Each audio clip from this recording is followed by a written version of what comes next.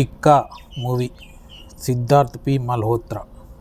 గతంలో ఈ director Siddharth P Malhotra అనే డైరెక్టరు మహారాజ్ అనే మూవీ తీశాడు, మీకు అందరికి తెలిసే ఉంటుంది.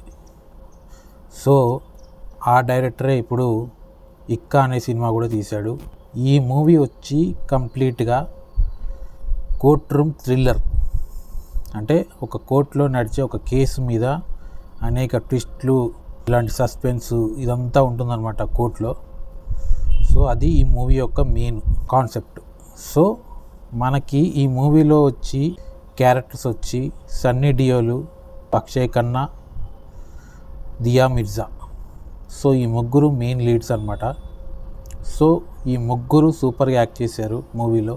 సో సన్నీ డియోల్ యాక్టింగ్ అయితే సూపర్గా ఉంది. అక్షయ్ ఖన్నా అయితే ఇరగదీశాడు. అక్షయ్ ఖన్నా గురించి మనకి పరిచయం అవసరం లేదు. గతంలో మనకి దురంధర్ పార్ట్ 1లో సూపర్గా యాక్ట్ చేసి ఎంతో ఫేమస్ అయ్యాడు.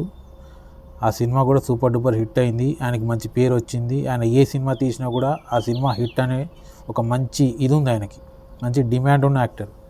అలాంటి యాక్టర్ యాక్ట్ చేసిన సినిమా ఖచ్చితంగా సూపర్ డూపర్ హిట్ అవ్వాల్సిందే.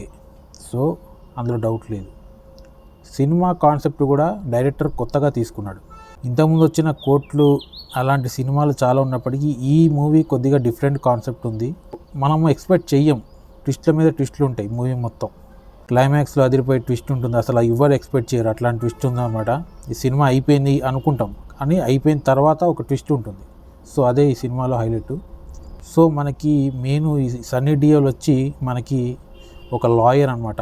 ఆయన నిజాయితీపరుడైన లాయర్, ఒక తప్పు చేయని లాయర్, లంచం తీసుకుని లాయర్, లంచం తీసుకొని తప్పుడు కేసులు వాదించే లాయర్ అయితే కాదు. సో నిజాయితీ గల లాయర్ అనమాట. సో ఆయనకి ఒక ప్రాబ్లం అయితే వస్తుంది.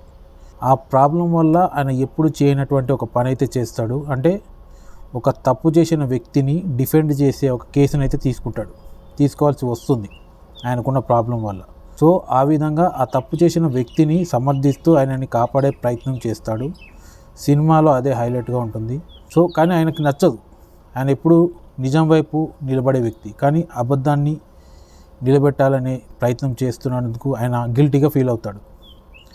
సో ఫైనల్గా ఏమవుతుంది ఈ సినిమా, మరి సన్నీ డియోల్ ఆ యొక్క కేసు నుంచి బయటపడతాడా, లేక అతన్ని గెలిపిస్తాడా, లేక అతన్ని జైలు పాలు అయ్యేటట్టు చేస్తాడా, మరి ఆ ప్రాబ్లం నుంచి బయటపడతాడా, ఏంది ఫైనల్గా ఏమవుతుంది అనేది ఈ మూవీ చూసి మీరు తెలుసుకోండి. సో ఒక క్రైమ్, సస్పెన్స్, థ్రిల్లర్ ఇవి లైక్ చేసే వాళ్ళకి ఇది నెంబర్ 1 మూవీ. అస్సలు మిస్ అవ్వకండి. ఇది తెలుగులో అవైలబుల్గా ఉంది.